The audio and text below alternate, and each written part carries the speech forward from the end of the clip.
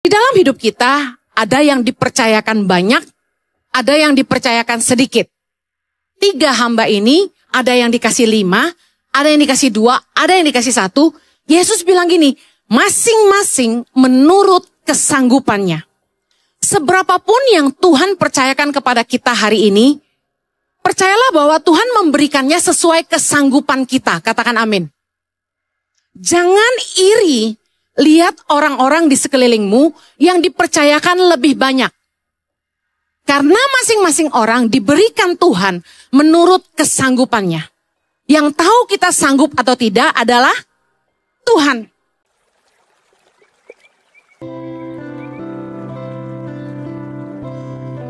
Bersyukur buat kasih-Mu, buat anugerah-Mu, buat kebaikan-Mu dalam hidup kami. Terima kasih buat hadirat-Mu yang mencengkeram kami. Terima kasih kalau kami boleh merasakan Tuhan. Thank you Jesus. Bapak, sebentar firman-Mu ditaburkan. Berbicaralah buat kami. Ajarlah umat-Mu Tuhan. Supaya setiap kami boleh jadi orang-orang yang bisa dipercaya Tuhan. Tolong hamba-Mu karena sungguh tanpa Engkau hamba tidak mampu. Menyerahkan setiap menit-menit ke depan ke dalam pimpinan Roh Kudus sepenuhnya. Hanya di dalam nama Yesus. Umat yang siap diberkati Tuhan. Sama-sama kita katakan. Amen. Silakan duduk kembali. Puji nama Tuhan. Senang sekali bisa kembali melayani Anda. Salam damai sejahtera bagi kita semua. Siang hari ini saya akan khotbah dengan tema mental pengelola. Orang yang punya mental pengelola, itu dia sadar sesadar-sadarnya bahwa semua yang ada di tangannya hari ini, semua yang dia miliki dalam hidupnya hari ini, semua adalah titipan Tuhan. Yang percaya bahwa Anda adalah pengelola, katakan amin. Bahaya sekali kalau kita nggak sadar, kita ini cuma pengelola. Bahwa semua yang ada di hidup kita, ini semua milik Tuhan. Amen. Anak-anak kita, pasangan kita, harta kita, pelayanan kita, semua yang kita punya cuma titipan Tuhan. The manager is not the owner. Pengelola itu bukan pemilik. Pengelola adalah orang yang dipercaya oleh pemilik untuk mengelola harta miliknya. Matius 25, kita akan belajar tentang perumpamaan tentang talenta. Matius 25 ayat yang ke-14, kita baca sama-sama. Sebab hal kerajaan sorga sama seperti seorang yang mau bepergian ke luar negeri yang memanggil hamba-hambanya dan mempercayakan hartanya kepada mereka. Yang seorang diberikan 5 talenta, yang seorang lagi 2, dan yang seorang lain lagi 1. Masing-masing menurut kesanggupannya, lalu ia berangkat. Katakan mempercayakan. Orang yang punya mental pengelola harus mengerti bahwa apapun yang dia punya di hidupnya dipercayakan Tuhan. Di dalam hidup kita ada yang dipercayakan banyak, ada yang dipercayakan sedikit. 3 hamba ini ada yang dikasih 5, ada yang dikasih 2, ada yang dikasih 1. Yesus bilang gini, masing-masing menurut kesanggupannya. Seberapapun yang Tuhan percayakan kepada kita hari ini, percayalah bahwa Tuhan memberikannya sesuai kesanggupan kita. Katakan amin. Jangan iri lihat orang-orang di sekelilingmu yang dipercayakan lebih banyak. Karena masing-masing orang diberikan Tuhan menurut kesanggupannya. Yang tahu kita sanggup atau tidak adalah Tuhan. Gak perlu iri lihat orang lain kok punya lebih banyak. Kenapa dia 5, kenapa saya 2, kenapa saya 1 gitu. Sebaiknya kita fokus dengan apa yang Tuhan percayakan di tangan kita dan kelola itu baik-baik. Orang yang punya mental pengelola itu memastikan supaya dia bertanggung jawab atas apa yang dipercayakan.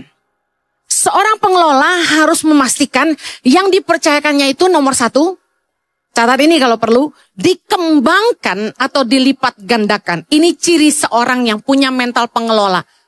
Dia tahu dia harus melipat gandakan atau mengembangkan apa yang ada di tangannya. Katakan amin. Mental pengelola yang kedua, dia memastikan apa yang dipercayakannya itu dijaga atau dirawat. Yang ketiga, apa yang dipercayakan kepadanya itu digunakan sesuai kebutuhan dan diberikan kepada orang yang tepat sasaran. Kalau Anda punya perusahaan dan Anda punya seorang manajer, coba cek 3 ini dia lakukan nggak? Dia mengembangkan dan melipat gandakan. Yang kedua, dia menjaga dan merawat. Yang ketiga, dia menggunakan sesuai kebutuhan, bukan suka-suka dia. Dan juga dia memberikannya kepada orang yang tepat sasaran. Saya akan bahas satu-satu. Mari cek hidup kita. Apa kita punya mental pengelola? Yang pertama, mental pengelola itu mengembangkan dan melipat gandakan. Kembali ke Matius 25 ayat yang ke-16 dikatakan gini. Segera pergilah hamba yang menerima 5 talenta itu. Ia menjalankan uang itu lalu beroleh laba 5 talenta. Hamba yang menerima 2 talenta itu pun berbuat demikian juga dan berlaba 2 talenta. Tetapi hamba yang menerima 1 talenta itu pergi dan menggali lubang di dalam tanah lalu menyembunyikan uang tuannya. Tanggung jawab itu bukan untuk dipikirkan tapi untuk dijalankan. Amen. Kalau orang tanya sama saya, Bu Heni stres gak ngurusin Tangan Pengharapan segitu besarnya? Stres gak harus ngurusin ICI juga? Saya bilang saya gak stres. Tanggung jawab yang dari Tuhan itu jangan banyak dipikirin tapi dikerjain. Jangan kebanyakan mikir nanti jadi gak kerja-kerja saudara. Ayat 19, lama sesudah itu pulanglah tuan hamba-hamba itu lalu mengadakan perhitungan dengan mereka. Perhatikan, hamba yang menerima 5 talenta itu datang dan membawa laba 5 talenta. Katanya Tuan, 5 talenta Tuan percayakan kepadaku, lihat aku telah beroleh laba 5 talenta. Ayat 21, maka kata tuannya itu kepadanya, baik sekali perbuatanmu itu, hai hambaku yang baik dan setia. Engkau telah setia dalam perkara kecil, aku akan memberikan kepadamu tanggung jawab dalam perkara yang besar. Masuklah dan turutlah dalam kebahagiaan Tuanmu. Ayat 22, lalu datanglah hamba yang menerima 2 talenta itu katanya, Tuan 2 talenta Tuan percayakan kepadaku, lihat aku telah beroleh laba 2 talenta. Maka kata tuannya itu kepadanya, baik sekali perbuatanmu itu, hai hambaku yang baik dan setia. Engkau telah setia memikul tanggung jawab dalam perkara yang kecil.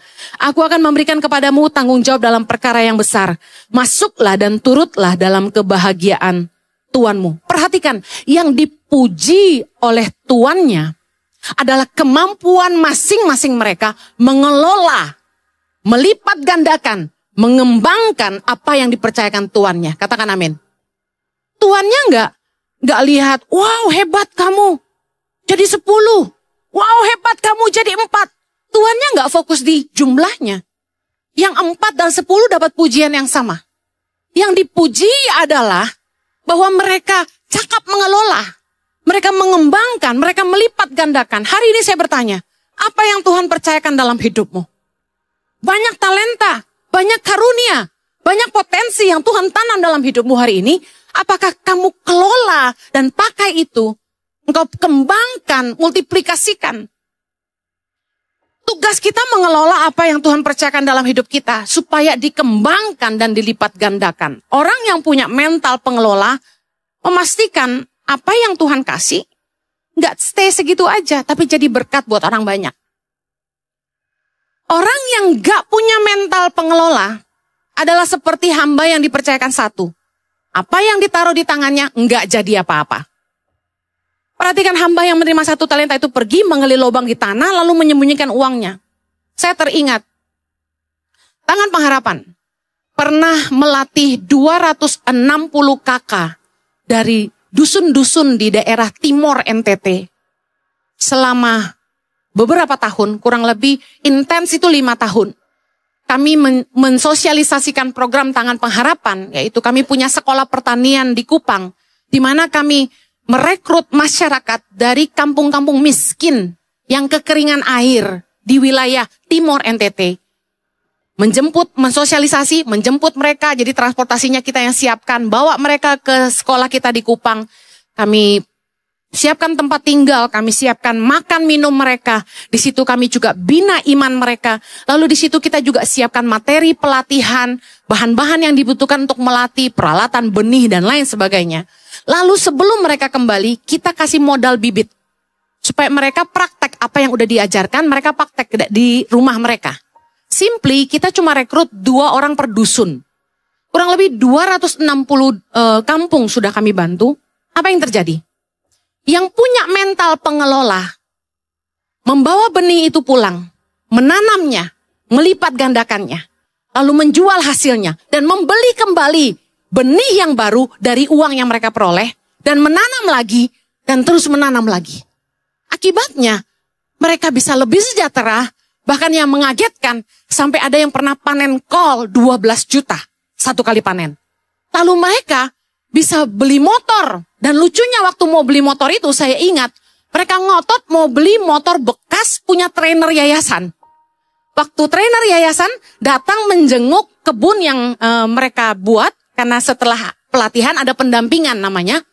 Wah, mereka bilang gini, Bapak, sebagai rasa terima kasih saya kepada Yayasan Tangan Pengharapan, saya mau beli motor ini untuk kenang-kenangan. Lalu setelah saya telepon Bu Heni, motornya boleh dibeli? Nggak boleh. Suruh beli baru aja.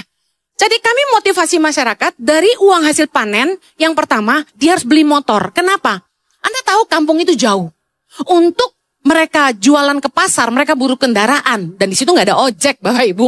Kalaupun ojek kan nggak nutup hasilnya, mahal. Jadi saya bilang beli motor. Supaya kamu bisa jualan terus. Lumayan. Kemudian begitu panen lagi, mulai beli sapi atau beli babi. Supaya jadi tabungan untuk pendidikan anak-anak mereka. Namanya program ternak untuk pendidikan anak. Kami juga bagi ternak babi untuk masyarakat yang berhasil bercocok tanam. Kemudian ada uang lagi, beli mesin kultivator untuk gali tanah, ya. Kemudian ada uang lagi, mereka harus perbaiki rumah mereka karena supaya hidup mereka sehat. Karena Bapak Ibu tahu di Timor itu mereka tinggal pakai rumah bulat yang dari bebak. Nah itu kan asapnya nggak bagus ya, mereka rata-rata radang paru-paru. Nah jadi saya sarankan bangun rumah sederhana, semi permanen. Waktu itu 15 juta sudah bisa bangun, sekarang mungkin 25-30 juta. Nah kami sarankan mereka terus memperbaiki rumah tinggal dan lain sebagainya. Apa yang terjadi? Tadinya cuma 2 per dusun. Tetangganya mulai lihat, kok makin kaya? Di Tangan Pengharapan belajar apa? Kok jadi makin kaya? Lama-lama tetangganya 2 orang, 4 orang mulai ikut menanam. 6 orang mulai ikut menanam. 1 kampung mulai ikut menanam. Program ini menjangkau desa-desa di Kampung Timor. Yang saya ceritakan ini kisah sukses Bapak Ibu ya. 260 kakak berhasil kira-kira berapa? Yang punya mental pengelola berapa kira-kira? 1 orang jawab, saya kasih kaos 1 kalau benar. Dari 260 kakak yang kami latih, ada 1 orang mau angkat tangan jawab? Cup, cap, cup, cap, cup. Oh, nggak ada 1 pun. Yes, berapa Pak? 10. Kurang tepat. Bapak terlalu pesimis. Ya. 1 lagi deh. Siapa yang bisa jawab? Yang di belakang, silakan. Berapa? Benar lah. Itu siapa, Felis ya? Bukan ya, aku nggak kelihatan jauh. Dapat kaos ya dari Ibu Heni ya. Luar biasa. 50 kakak dari 260 kakak. Gawat gak? Cuma 1/5. Investasi segitu banyak ngelatih 260 kakak, cuma 50 yang punya mental pengelola. Gak banyak orang yang punya mental pengelola. Orang yang gak punya mental pengelola, apapun yang diberikan di tangannya, apapun yang dipercayakan dalam hidupnya, gak akan jadi apa-apa. Boro-boro mikirin pengembangan yang ada orang yang gak punya mental pengelola itu, dihabiskan oleh dirinya sendiri. Dimakan habis. Mereka tanam sih benihnya, tapi waktu panen, sebagian dimakan, sebagian dijual, hasil jualannya nggak dibeliin bibit lagi, dipakai duitnya. 1 lagi, Tangan Pengharapan pernah mempunyai program bantuan usaha warung untuk masyarakat di Timor juga, ya. Karena kita berusaha mensejahterakan masyarakat, berbagai program kami lakukan. Salah satunya bantuan usaha warung. Nah, apa yang terjadi? Kemarin saya tanya sama koordinator NTT, gimana tuh kabar warung yang kita bantu? Tebak, apa yang terjadi? TUP tutup. Orang kalau punya mental pengelola, dia dagang, hasilnya dia belanjakan lagi untuk jualan lagi, betul nggak? Selebihnya baru dia makan. dia tabungkan. Ini enggak. Dagangannya pun dimakan. Jangankan dikembangkan, orang yang enggak punya mental pengelola malah habis dimakan sendiri. Enggak jadi apa-apa. Makanya orang yang punya mental pengelola adalah mereka yang mengembangkan dan melipat gandakan. Katakan amin. Mental pengelola yang kedua, itu menjaga dan merawat. Saya sempat mikir gini, merenung. Kenapa ya? Orang-orang tuh suka aji mumpung. Kalau dipinjemin barang sama orang, dipinjemin rumah, dipinjemin mobil, itu nggak dijaga, nggak dirawat.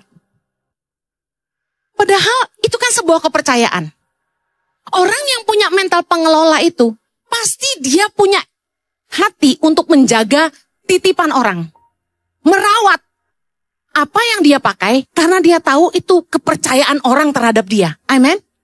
Nah, kenapa orang bisa aji mumpung dan gak rawat apa yang dititipkan orang? Karena mereka gak punya mental pengelola.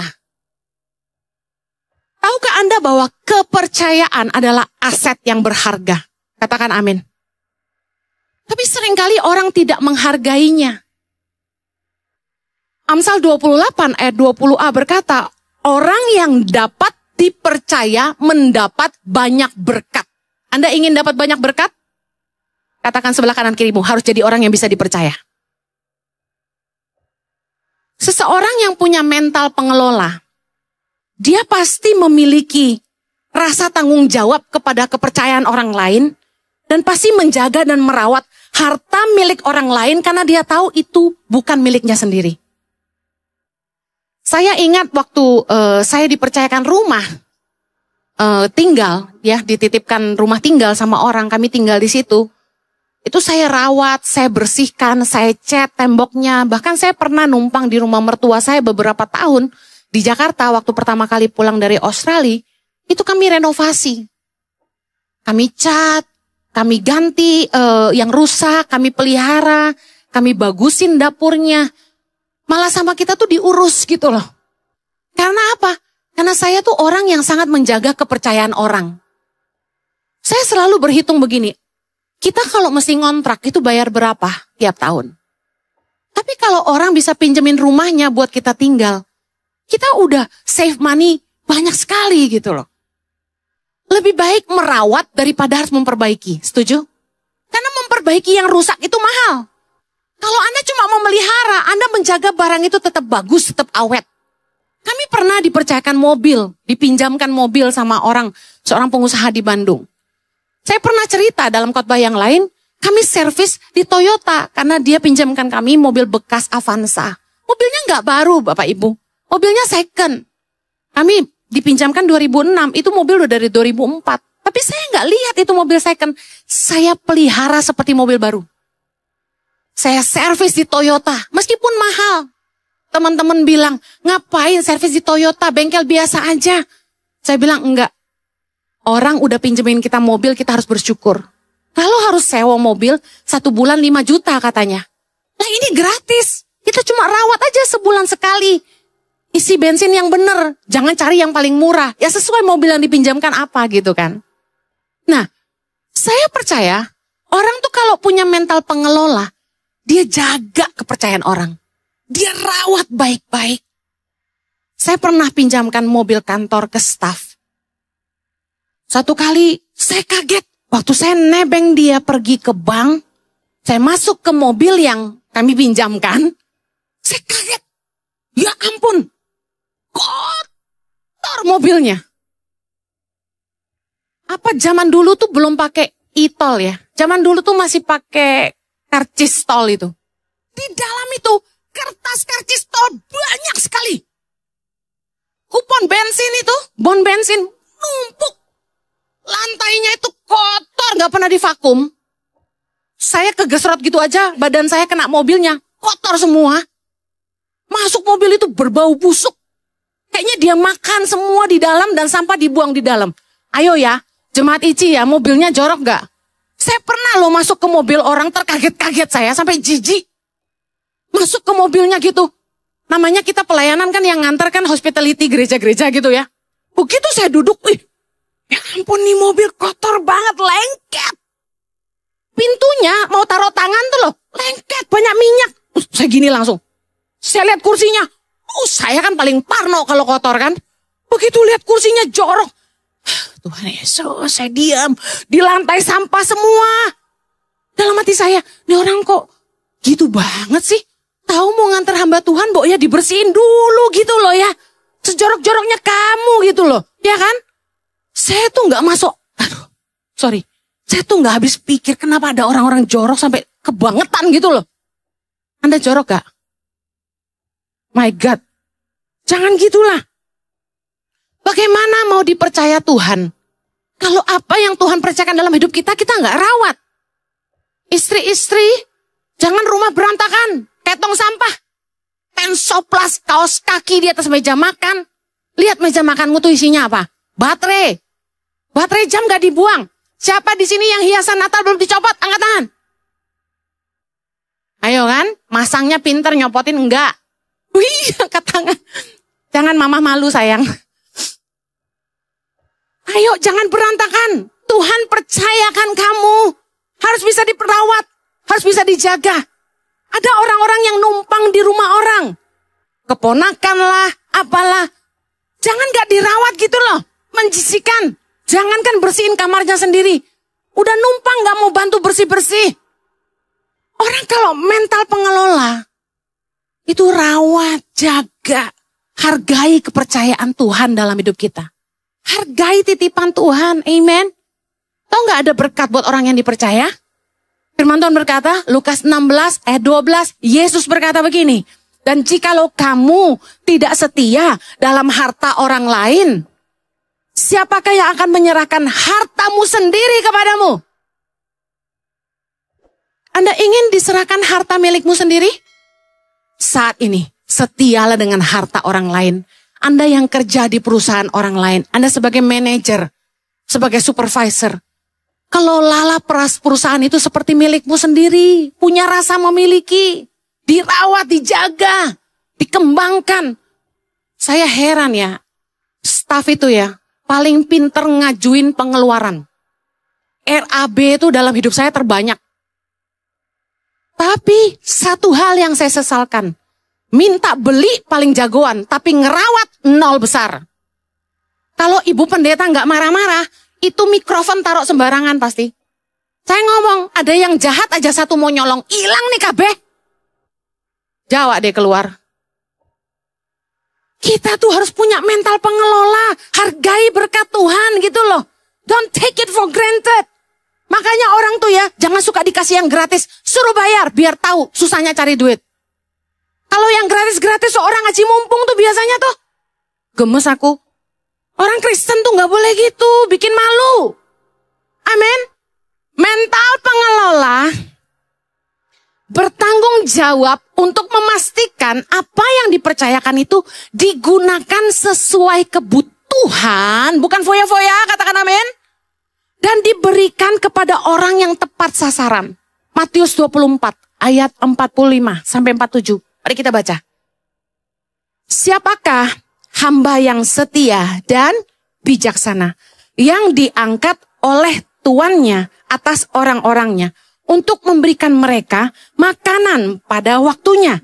Berbahagialah hamba yang didapati tuannya melakukan tugasnya itu ketika tuannya itu datang. Aku berkata kepadamu, sesungguhnya tuannya itu akan mengangkat dia menjadi pengawas segala miliknya. Anda pengen dipercaya Tuhan? Jadilah orang yang menjaga dan merawat, melipat gandakan, mengembangkan, dan menjadi orang yang bisa melihat apa yang Anda miliki itu jangan difoya-foya. Pakai untuk apa yang dibutuhkan dan berikan kepada orang yang tepat sasaran. Orang yang gak punya mental pengelola biasanya menyia-nyiakan kepercayaan yang diberikan dan menghabiskan apa yang dititipkan. Satu kali, Tangan Pengharapan itu punya program namanya Bantuan Modal Usaha Tanpa Bunga. Kami turunkan itu di 2 desa. Yang pertama namanya Dusun PP di Jawa Tengah. Kami kucurkan dana bantuan modal bagi masyarakat di kampung itu. Semuanya dapat bantuan modal dari kami. Apa yang terjadi? Koordinator kami ini, suaminya agak pendiam waktu itu, sekarang sudah almarhum. Nah istrinya ini, ibu pendeta, dia pastikan setiap bantuan yang diberikan Tangan Pengharapan itu dibelikan masyarakat untuk membeli bibit dan pupuk. Karena waktu itu mereka mau nanam jagung. Ibu pendeta ini betul-betul pilih baik-baik siapa yang dibantu. Nggak sembarangan gitu. Lalu dia benar-benar pantau, dia jaga, dia ke kampung itu tiap hari. Memastikan, ayo sudah tanam belum? Sudah beli bibit belum? Ada yang kita modalin usaha furniture. Jadi beli alat-alat pemotong kayu, penghalus kayu. Bagus sekali hasil kerjanya. Nah, apa yang terjadi? 100% bantuan modal usaha dari Tangan Pengharapan kembali dalam 1 tahun. Keren nggak? Luar biasa nggak? Anda kalau mau nabur, lihat apakah orang yang mengelola ini bisa dipercaya nggak? Anda nabur sama orang yang foya-foya, entek duete, nggak jadi apa-apa. Saya lihat ibu ini benar-benar punya jiwa pengelola, bisa dipercaya. Dia pilih masyarakat yang benar-benar layak dibantu, dan nggak cuma diserahin gitu aja. Dia pantau, dia lihat, dan dia pastikan mereka membayar kembali. Cicilannya 10 kali 10% setiap bulan dikembalikan. Keren banget. Setahun balik 100%. Tahun kedua kami bantu lagi lebih banyak lagi. Dan sekali lagi balik lagi 100% dalam waktu setahun. Waduh, ciami pokoknya. Apakah Anda orang yang bisa mengelola hari ini? Jangan sampai kita foya-foya dengan yang Tuhan percayakan dalam hidup kita. Bayangkan ya, kalau seorang manajer nggak peduli. Di perusahaannya yang dia kelola. Staff ngajuin stationery. Stationery tahu ya? Kertas, lem, staples, segala macam lakban. Stationery terus dibeliin terus. Saya pernah satu kali punya staff seperti itu zaman saya kerja sama Josh Meyer. Saya tanya, ini kertas dimakan? Kok beli stationery terus? Kita harus ngawasin manajer yang foya-foya. Nggak menggunakan sesuai kebutuhan. Ini nggak punya mental pengelola.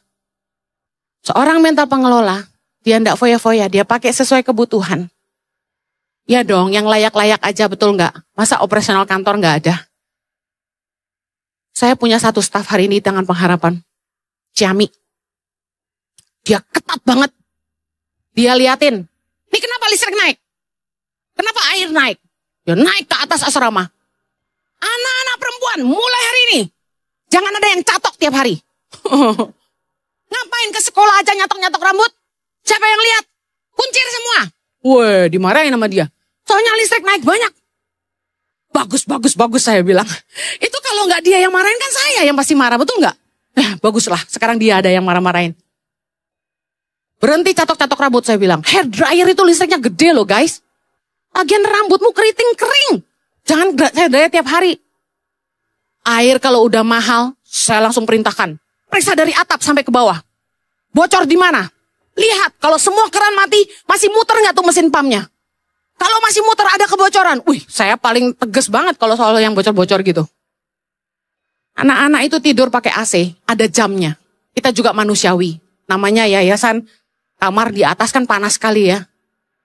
Tapi kita kasih AC, ada jamnya. Saya bilang, naik ke atas, periksa. Siapa yang tidur-tiduran? Matiin AC-nya. Pakai kipas angin atau tidur di luar. Kita pengen bisa dipercaya. Jangan sampai jadi yayasan, dipercaya orang, malah foya-foya. Jangan sampai Tuhan percayakan hidupmu. Wah, kamu foya-foya terus. Doa tanya Tuhan. Tuhan percayakan harta ini untuk apa? Pakai sesuai yang kamu butuh aja. Selebihnya, tabur. Tuhan mau saya nabur kemana? Saya tiap kali diberkati Tuhan lebih. Selalu tanya Tuhan. Tuhan, ini kalau buat saya cukup segini. Ini untuk apa? Tabur. Satu kali kami dapat uang sebagai pendeta, katanya dapat duit dari mana saya juga nggak tahu. Saya bilang siniin uangnya. Saya masukin amplop. Angpau banyak. Wah, bersukacitalah wajah staf-staf semua ya. Saya bagi-bagi berkat. Kalau kita cukup, jangan serakah. Kita harus pandai mengelola sebagai orang yang dipercaya Tuhan. Amin. Kalau Anda diberkati hari ini, Anda kaya raya, berarti ada yang Tuhan mau kamu lakukan dalam hidupmu. Saya akhiri. Orang yang tidak mengelola dengan baik apa yang Tuhan percayakan dalam hidupnya, suatu hari akan Tuhan ambil dan Tuhan akan kasih ke orang lain yang lebih bisa mengelola. Ingat, hamba yang dikasih 1 talenta dia tidak kelola dengan baik. Tuhan ambil dan berikan kepada siapa? Yang punya 10 talenta. Kenapa Tuhan gak kasih yang punya 4? Harusnya kan kasih yang punya 4 supaya dia punya 5, betul gak? Kenapa kasih yang 10? Kan udah banyak. Karena Tuhan akan percayakan kepada orang yang paling bisa dipercaya. Haleluya. Apapun yang Tuhan percayakan dalam hidup kita hari ini, percayalah Tuhan percayakan sesuai dengan kesanggupan kita. Jangan bertanya kenapa yang kaya makin kaya, kenapa yang miskin makin miskin. Mari evaluasi dirimu hari ini. Yang pertama, apakah Anda sudah belajar mengelola keuangan dengan baik? Yang kedua, apakah Anda sudah belajar mengelola pekerjaan dan usahamu dengan baik? Usaha itu berkat Tuhan. Dikelola dengan baik enggak? Mentang-mentang warisan orang tua, take it for granted. Apakah Anda sudah mengurus keluargamu dengan baik? Ingat loh, punya keluarga tuh harus diurus. Yang jomblo itu ngebet dapat jodoh. Anda yang punya keluarga, disia-siakan. Ingat loh, yang pengen punya anak tuh banyak. Tapi Anda punya anak, jangan gak diurus. Anda sudah kelola hidupmu dengan baik? Sudah kelola waktumu dengan baik? Integritas dalam hidup kita bukan hanya soal pengelolaan keuangan, tapi pengelolaan waktu kita. Waktu itu sangat berharga. Uang gak bisa beli. Waktu yang hilang gak bisa kembali. Ayo, kelola waktumu dengan baik. Dan pastikan semua yang Tuhan titipkan dalam hidupmu, engkau rawat, engkau kembangkan, dan engkau bertanggung jawab terhadap semua yang Tuhan titipkan dalam hidupmu. Lukas 16 ayat 10 berkata, barang siapa setia dalam perkara-perkara kecil, ia juga setia dalam perkara-perkara besar.